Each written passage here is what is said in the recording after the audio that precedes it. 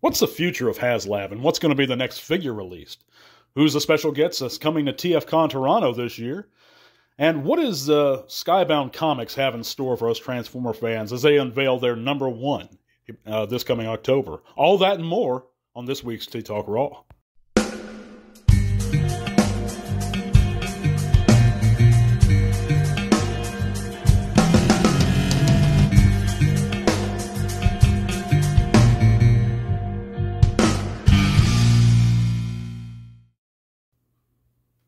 Hey, botheads, thanks for tuning in back into the Transformers Talk Raw podcast here on YouTube and Spotify. I'd like to thank you guys for joining me this week. We're going to have a good discussion, good conversation. We're going to go over the news. But before I get into all that stuff, you can check out those links in the description below. And it's going to take you to all kinds of cool stuff, including our Facebook group where you can come, share, chat bots with us, share your own channels or pages.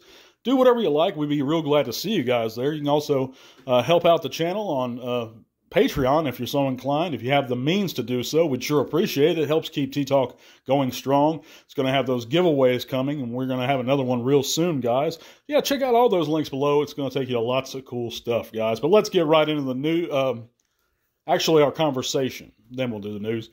What is the future of Haslab, and what is the next figure release? So that's the topic this week, the main topic. And, you know, I've touched on this in previous segments a while ago. I've never been a huge fan of the whole Haslab sales model to begin with. I know a lot of people are fans of it. I just think that the figures that they're being released in Haslab tend to be, I don't think it's necessary for them to be done that way. I think they could be retail releases. I truly do. And there's a counter argument to that. There's folks that say, well, Unicron can never be released at retail. Well, that Unicron could never be released at retail because of his size. But what is the point of him being that size in the first place? Why couldn't he have originally just been a Titan class? I never understood that, guys. I mean, Unicron is never going to be to scale. I think the Haslab one was 27 inches tall, something like that. He was enormous. He takes up way too much room, way too much real estate for most of us. If you have a family and children, it's usually way too much room. If you're by yourself, you're probably living in a smaller place, like an apartment, and he's just going to take up more and more space. Not only that, he didn't look very good, guys, in robot mode specifically. I thought he personally looked horrendous. Nothing but kibble in the legs. The back was horrible. I think honestly, I think Cell looked much better, and he scaled better with other Titans. And I think that Unicron, since he never is going to be able to be in scale, he might as well just be Titan-sized or even smaller. I mean, because it doesn't really matter as long as it's a good figure, and I think Cell was the way to go. But I digress. You know, Unicron aside, I think Haslab, for all its hype, it's been riddled with problems. The aforementioned Unicron issues, but also all the QC surrounding Victory Saber. I think that, now we have this third Haslab Transformer with Deathsaurus, and who's to say that this thing won't have some kind of issues of its own? I hope it doesn't, for the sake of the people who have backed it, who are looking forward to the figure. I hope it's wonderful. But I don't know, guys. I'm just not a fan of it. You pay all this money, and to me, you're really paying for Unicron. It was overpriced, but with these Commander class size Haslab projects, I think that because Deathsaurus is going to be no larger than the Siege Commander class Jetfire in terms of size. In robot mode, he's just not, guys. So he's essentially a Commander class figure. Let's just be honest. He should be a Commander class. He would have been sold like crazy if it would have been released. People say, there's another counter argument that says that, well, since it's a lesser known character, he wouldn't sell. I think that's malarkey. The majority of the people that buy these Commander class figures are collectors and old school Transformer collectors like us. I think he'd sell like hotcakes. I just don't agree with that. And they've released these obscure characters before. They've released Overlord in Titan's Return. He sold very well. I never saw him shelf warming. But that's, again, I digress, guys. I think that the sales model of it itself is just not for me. But I hope, like I said, Deathsaurus is a wonderful figure. Hasbro has, however, gone on record now as stating it won't be a Victory Transformer, the next one. So who does that leave, if it's not somebody from Victory or those Japanese series? Well, in my opinion, it should be, if you're going to release a Haslab Transformer at all, it should be none other than Primus next. I mean, it would match the Unicron. It would make more sense. If you're going to do a Haslab, do it big, do it right, you know. And if you don't want to do Primus at that Titan class scale, which that's what I would prefer. But again, like I said, I would have preferred Unicron at that Titan class scale. But if you're going to do it, you might as well do Primus. That's my thoughts on this, guys. What do you guys think? Do you agree with me? Do you disagree? Let me know in the comments below. But yeah, I'm you know, if you're a fan of the Haslab sales model, if you're a backer of every Transformer product they do, I have nothing against you. I'm glad that you enjoy that. It's just not for me, guys. So don't hold it against me. But yeah, guys, we're going to get into the news now, and we got a little bit to cover here this week. TFCon Toronto's special guest is going to be Michael Charles Hill, guys. One of them. They've announced a bunch of guests, but that's going to be the latest one they've announced. Of course, TFCon Toronto is this July 14th through the 16th, so that's not too far, guys. Just a couple weeks here. Really, a little bit over a week. But, yeah, that's going to be awesome. I wish I could get out there. Of course, I can't. But anybody that's attending, let us know in the comments how it is. But of course, he's a famed G1 writer and wrote a lot of great episodes. I think he wrote Starscream's Ghost.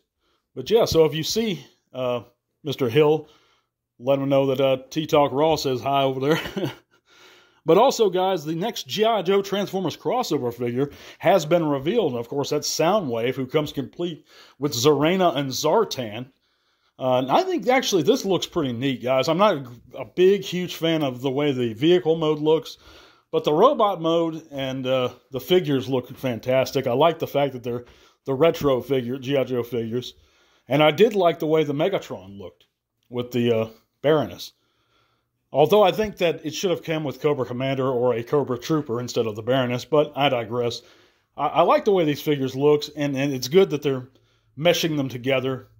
I think they did didn't they do a Bumblebee one or a Hound one that turns into I forget, guys. I don't own any of them, but they do look good for what they are. So if you're into those, the Soundwave one's going to be out real soon.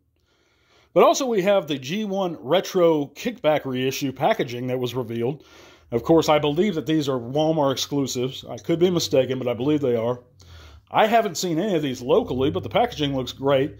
Oh, no, I correct myself. I have seen Starscream. I have not seen Hound or the other one. Hot Rod, I believe. But, yeah, they look real good. I mean, I'm not a fan of them removing the die-cast parts. I guarantee you that Kickback won't have the chrome like he used to. He'll probably just have the gray wings or something like that. They tend to take away and neuter a lot of those G1 features they once had. But anyway, we have some 3.0 Megatron images, and of course, pre-orders are up for him. He looks fantastic, guys. This figure here, I'm really actually impressed with. I'm not sure exactly what kind of style they're going for as an IDW look, as a cross between the Bumblebee film and G1. But whatever it is, I love the paint job on this thing. I love the fact how posable it is. Anybody owns any of these 3.0 figures, let me know how they are, guys, because this thing looks great. But yeah, moving on. Let's see here. The Rise of the Beast Battle Master Air Razor has been revealed. So anybody's into those, yeah, check that out. But also we have the TF Comic #1 launches in October. And the lineup, the Decepticon lineup, was revealed. And of course, that's going to feature Starscream, Skywarp, Soundwave, Rumble, and Laserbeak. Of course, we know that this is a new publisher that's taking control and the helm of the Transformers, and that's Skybound Comics. And of course, I'm just relieved that it's finally out of IDW's hands. I wasn't a big IDW fan, but I hope Skybound can do some good. Excuse me. And moving on with our last bit of news this week, guys. The G1 Transformer plushes have been announced by Ami Ami. And of course, these are Asian exclusives to Japan and China. But they include characters like Bumblebee, Optimus, and the usual lineup. I don't know anybody that collects Transformer plushies or even the What's Inside ones that are popping up in Walmarts. I don't really know anyone who collects them, but if you do, you have those to look forward to if you can get a hold of them. But our last bit, guys, is our responding to a comment from last week. And our featured comment is going to be a response to the next Titan class figure.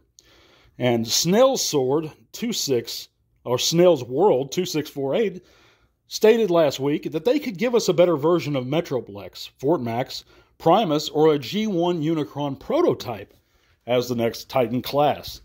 And I thought that Unicron prototype suggestion was actually very, very smart. That would be really cool to see as a Titan class release. But what do you guys think in the comments? Let me know about all this stuff. God bless you guys. We're going to talk to you real soon. I'll see you later, and tell all are one.